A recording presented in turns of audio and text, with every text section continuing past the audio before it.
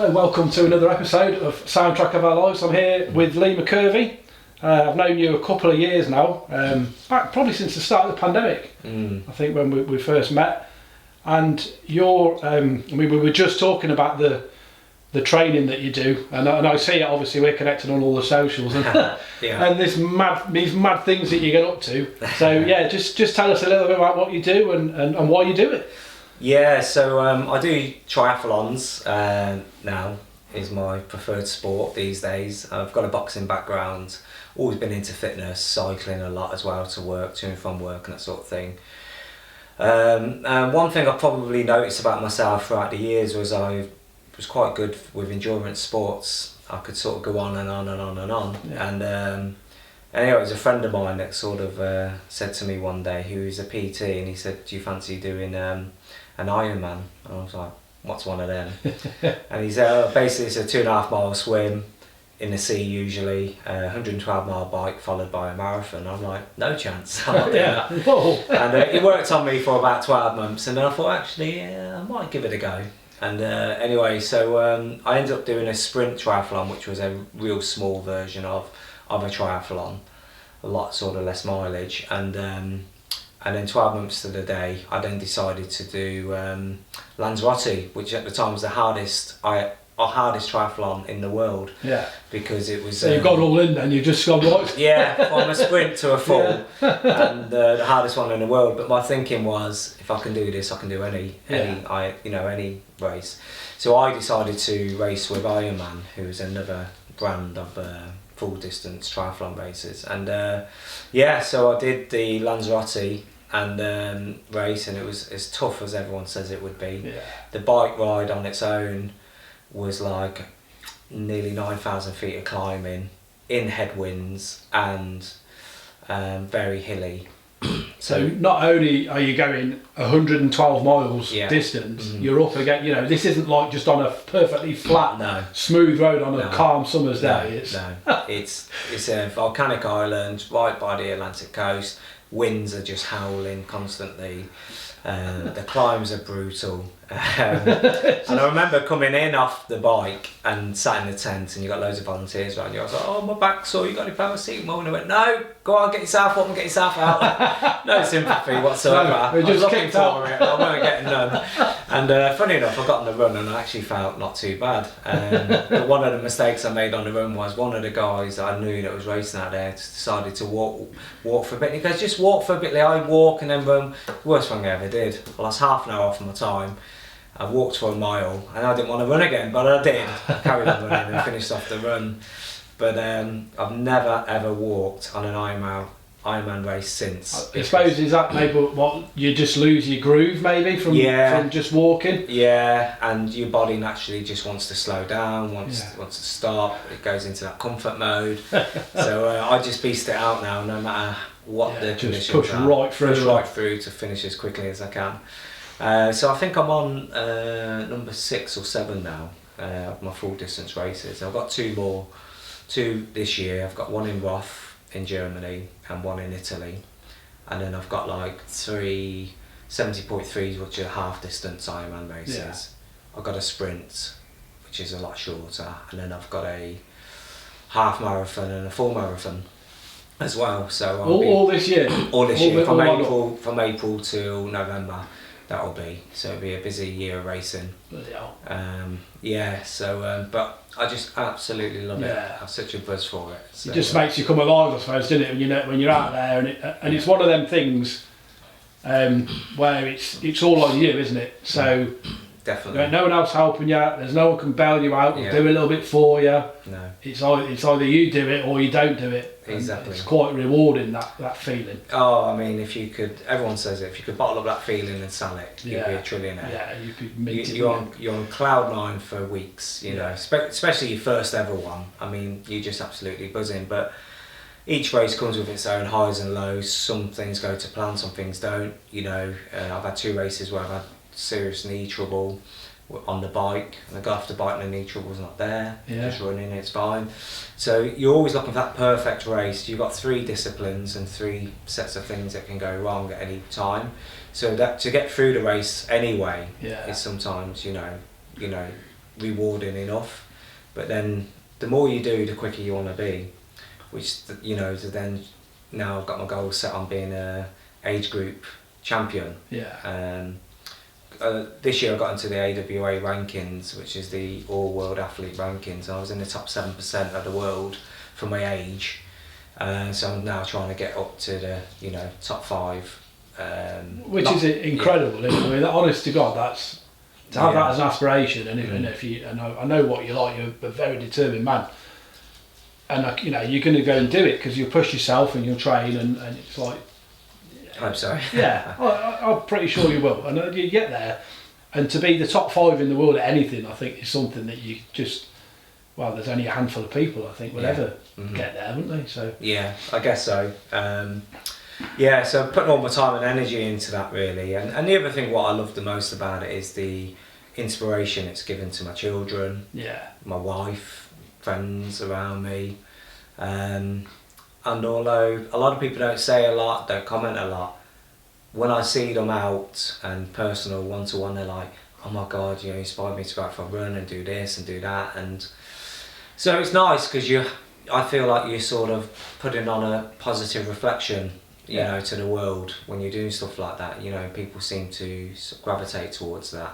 And all, like you say, even it's a kind of, as I call them, the silent lurkers. So you know people are following you, but they might not necessarily say anything or message you. Yeah. But you are making an impact, and you are making a difference, and you might be the person that motivates them to get up and, you know, maybe not go and run an Ironman or a full distance, but even if they just get up and go and run around the block, or bike to work that way or whatever, that's it. Yeah. It makes a difference, doesn't it? Because it makes a difference to how they feel, and has an impact on their life.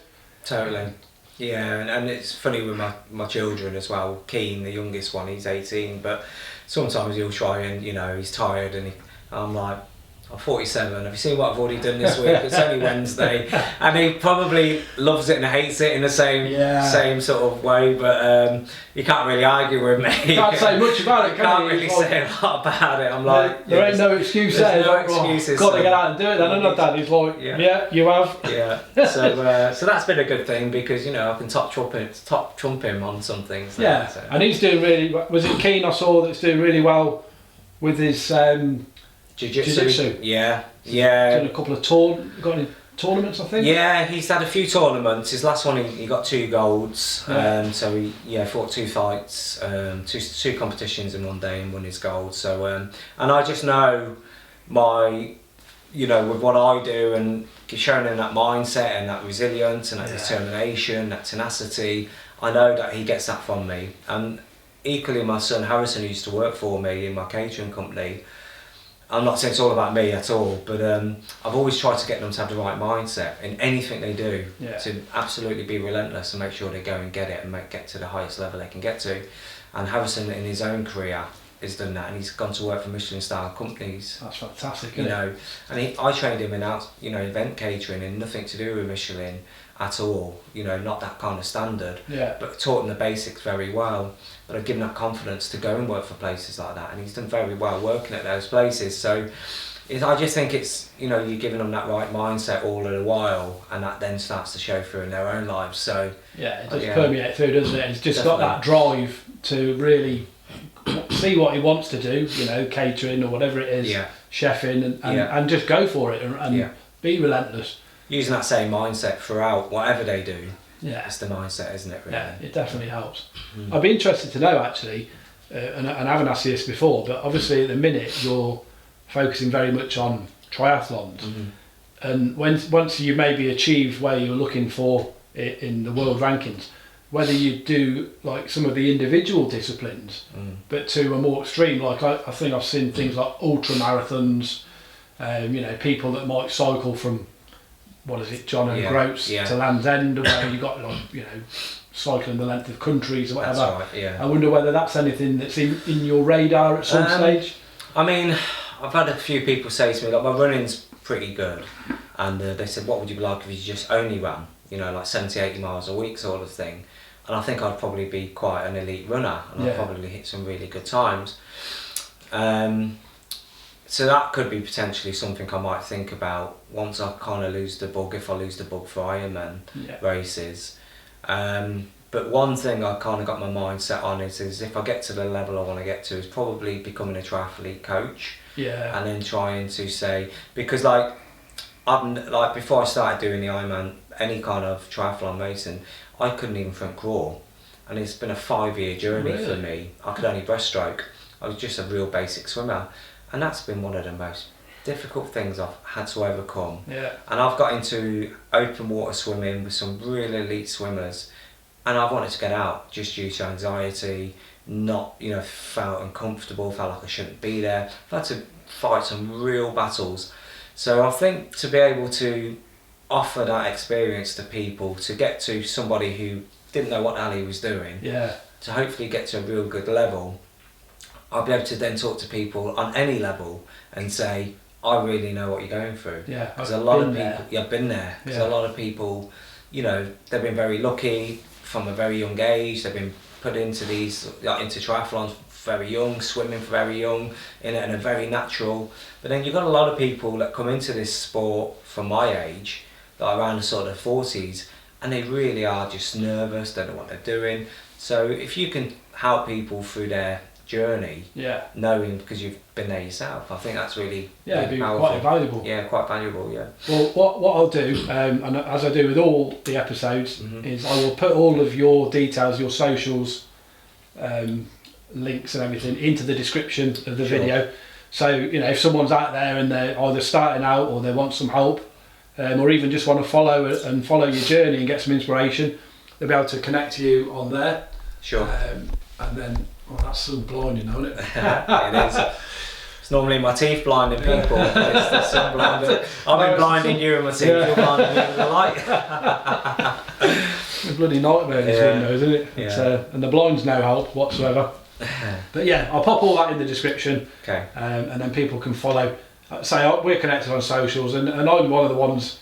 I'm not a runner of any sort, or that's not my thing. But I do love seeing what you get up to. It's really interesting. It's pretty cool. So thank you. People can pop along and follow you there. But now we're going to go to your first of 5 song selections. Yeah. And this one is a song that reminds you of your mother. Yes, it's San Francisco. It's just I mean, like my mum, I lost my mum when she was 53 years of age to lung cancer, and my mum was my everything. She's just I mean, when she was took from me, it's just one of the hardest things I've ever had to deal with. But I always how old were you at the time? Oh, so what? 53. That was in 2004. I'm 47 now. So what's that? 20 years ago? Yeah, so I was about 23, 24, something like that. Yeah. So I got 4 brothers, and my 2 younger brothers were a lot younger than that. It was just horrible. She held everything together. My mum was just like the rock of the family. And but this song, just always remember her singing it to me this one day in the kitchen, and she used to sing it to me other times, but this one day, and it was just one of those moments, and special moments you have with your mum, where I don't think I'll ever forget it. It always gives me a warm feeling inside. Whenever I hear that song, I think of my mum. All of the sadness is gone from losing her. It's just me and my mum. Just that perfect memory. It just takes you straight back there, doesn't it, to that special moment. And, and that's what I love about all the people I'm talking to and the songs they're choosing. And what keeps coming up is, this San Francisco song comes on, and you're just transported back to that really happy, special time with your mum, and it's just awesome, isn't it? Yeah, it's almost like it's still alive, that moment's still alive, and you can feel all of the same feelings, the same warmth, the kindness, the love. So so that's sort of a go-to song for me. So if I'm ever feeling a little bit down, or just want to think of my mum a bit, I'll put that song on. It's on my playlist, obviously, so it pops. Sometimes it pops on at the right moment, spookily. Serendipitously, is that the right word? I think it is. I might be wrong. Someone will have to correct me in the comments. But just by chance, that just you might be thinking about your mum, and then suddenly it will just come on, or it'll be on top of your playlist. Yeah. Synchronicity. That might be it. So you'll be thinking about something, and then it pops into your universe, and you're like, I need to listen to that now, because that's sort of telling me that's the time. Yeah, definitely. Yeah. Yeah, and I mean, I was messaging you yesterday because I was pretty sure that's the song you meant, but there are a couple of songs called San Francisco, and it's just such a bloody good song, isn't it? Beautiful really, song. Really good. It really is. It's an old song. It's mellow. It's like full of love. It's joy. It's very joyful. Joyful that's probably song. the word I would think. It's just so joyful. And I'll always put the descriptions, put the song in the description. So if anyone hasn't heard it for whatever reason, pop along and take a listen on YouTube. Not now because we're still talking, but obviously when we finish the episode, go and have a listen to the songs. Definitely. But your next song then. Yeah. And this is your first dance at your wedding. Yes. Is Shania Twain. You're still the one. I know. She's very cool, Shania Twain. She's really gorgeous as well. Gorgeous, yeah. I'm allowed to say that. Sorry, wife. Yeah. Well, I mean, it was a song that Paula picked actually, and but like we're married, or we've been together 27 years. Or 28 years, sorry, Paula. And we got married July 2000, so it'll be 25 years married next year. Yeah. But so that song's on my playlist as well. Just a very it's a very special moment, and it's a fantastic wedding song. It's the perfect wedding song in my opinion. Yeah. It has everything really that you'd expect, I think, from a wedding song. So I still remember it like yesterday. Yeah, and where was your wedding? Where did you get married? So we got married at Holy Family in Holbrooks. Yeah. Funny enough, we got married there, and then the boys got baptised there as well. And then we had our do at the Britannia Hotel. In town. In town. In town, yeah. Yeah. So. Used to be called the De Vere Hotel, didn't it? That's right. It used to be the De Vere. Yeah. My uncle who's passed away now was catering manager or something there for many years. Yeah, that's right. Yeah, I'm trying to think actually. Was it the De Vere when we actually got married there? I'm not sure when it was renamed. I can't remember when it was renamed. I think it was the Britannia when we got when we went there. Yeah, I mean it's going back quite a while, I think. Yeah. And it was such a fantastic day. Really great day. Everything you could expect really and want from a wedding day. Everything went almost perfect, but me and my best man, we decided to go for some breakfast, and I can't remember what time it was. We were a bit hungover. Yeah. And anyway, by the time we got back, we had like about half an hour to get to the church, and I got a right bollocking. Yeah, you were right grinning on that. And my mum also loved a drink, and she'd been up quite late the night before, and she was making her way to the church when we were, and I think by the time we got to the church we actually missed some of the photos when we got there. Oh really? Yeah, like on entrance, we ain't got time for that, and you just got straight in. Oh yeah, the prince was going mad kind of thing. Yeah. But it was all good in the end. But no doubt made a bit of a funny story about the day, though, isn't it? It made it just a little extra twist on what's gone on and something to talk about. Yeah, of course. And Paula throughout the day reminded me what an idiot. Of course, and all that sort of stuff. Yeah. And then, I mean, this ties in, kind of moves along nicely to your third song with a choice that reminds you of your kids. Yeah. So, is it 2 kids you got? Right? Yeah, I got 2 boys. 2 boys, isn't it? Yeah. Well, 2 men now. Yeah, not boys anymore, are they? No. Harrison's 25 and Keane is 18. But this song reminds me of Keane. When you said about like picking a song that reminds me of like my children, it's hard to find one song that reminds you of both of them.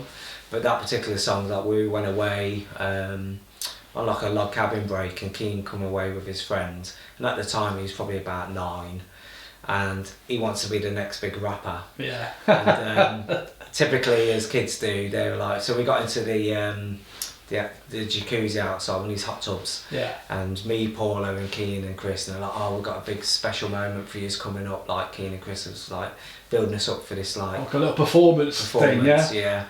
And I was like, oh, what is it then? And there's like, all of a sudden they've got this song like in the background, Eminem, and they're both rapping. They don't know the words. They've got the words wrong. They're completely out of sync. I've still got the video. Oh, that's priceless, isn't it? Oh, and Keen's like threatening him every now and then to share that onto Facebook. And it's just one of those moments, it's just so funny. And they're both in the moment and both think they're going to be the next big rap stars. And you just...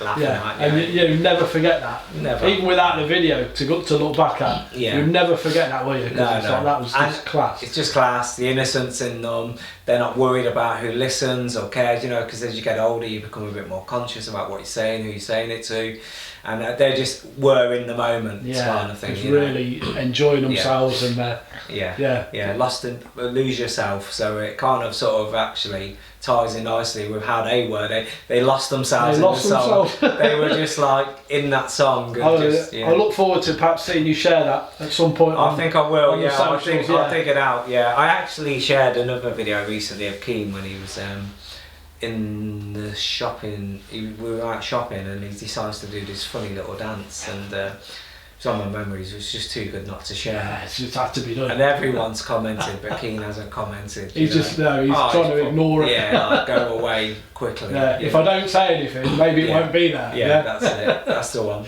No, and those memories are priceless, aren't they? Those particular times where kids just being themselves and absolutely.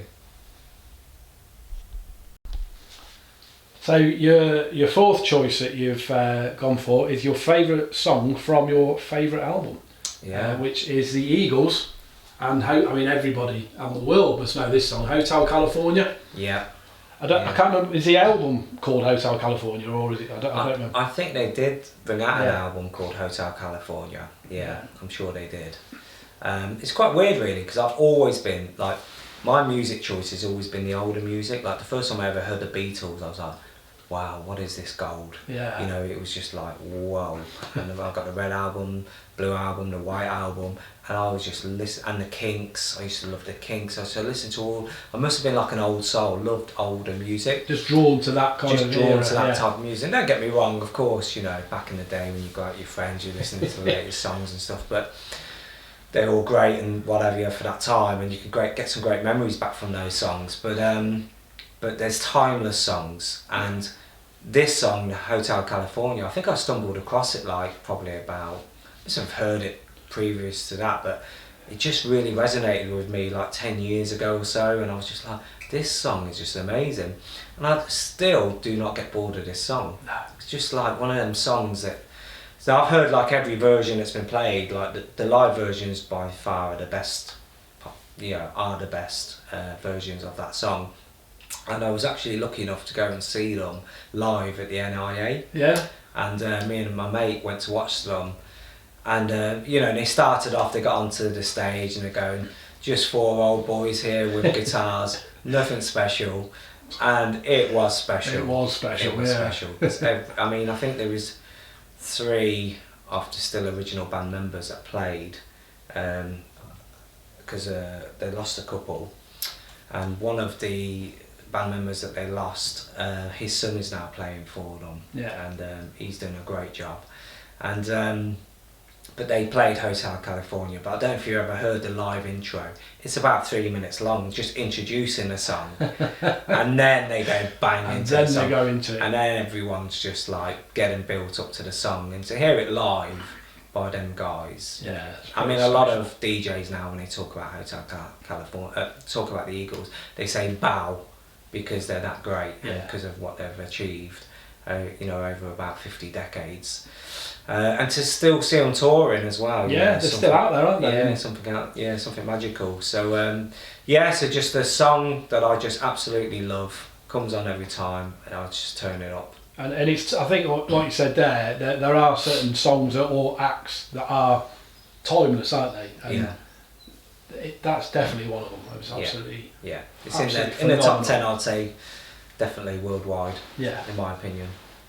And another, I suppose, this next song, or your final song choice, is probably another one that I'd say is quite a timeless song. Yeah. And this is a song that you'd have as your karaoke anthem.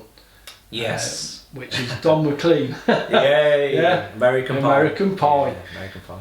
Which again is you ever hear the words, it's freaking bonkers. Yeah. It's all over the shop. It's got all kinds of weird, references in it. But it's covering all sorts of bases, isn't it? It is. In there. Yeah, and I've sung that song that many times. So back in the day when me and Paula were first dating, we used to go round to the Three Horseshoes pub in Coventry, and there was a karaoke every single week, every Saturday, and always get up and sing that song. That was your jam, yeah. Yeah, that was my jam, and me and one of my old boxing trainers, he used to go down there as well, and we'd always get up and we'd be singing it together, and just like good memories. You're fresh into a new relationship. We got on so well. Everything was just like. Just one of them amazing times, Everything's fun, isn't it? Everything's a laugh. We didn't even have kids at that time. We'd look forward to going around on a Saturday night, getting drunk, singing. Just having the good nights out, and everything's all a laugh. There's a lot of good memories with that song as well. So if I'm ever at a karaoke bar, I'm always getting up anyway. Yeah. Even if I'm sober, I'll still. You love the karaoke? Yeah, I do. Yeah, I do like getting up and having a good old sing song. That's Life is also a good one as well. So that was sorry, not That's Life. My Way by Frank Sinatra. Oh, Frank Sinatra. Yeah. So I know it's a bit cliche and everyone sings that song, but yeah. So it was a sort of a toss up between that song and American Pie. But I think American Pie I prefer. Yeah. I think that's absolutely classic. I was just saying on one of the previous recordings I was doing. I remember getting stuck up on stage. I think it might have even been in the Pippin in Wyking to do karaoke. I didn't want to go and do karaoke, and I was singing Angels, Robbie Williams. Oh yeah. And I actually got the microphone taken off me. I was that bad. I mean, I'm bad. I'm tone deaf, totally. I'm not good either, by the way. No. You'll have to go, mate. That's shocking. Yeah, you're off. You're off the stage. I haven't seen many people ever get took off a karaoke set, so I would like to see that. To be fair. Yeah. So maybe one night we'll have to go out and see if I can get kicked off the karaoke stage again. Brilliant. Yeah. There might be a prize for that, mate. You never know. There might win something. Yeah. Win something for being the best loser. Best loser ever. Yeah. There's an achievement, mate. You've been the top 1%. Top 1% of worst karaoke singers. Yeah.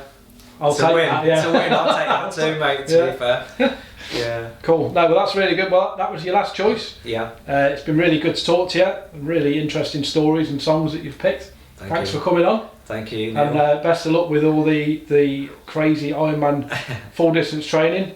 And all your description, all your stuff's in the description. So people hopefully get in touch. Brilliant. Thanks, Neil. Cheers, appreciate your time. Cheers.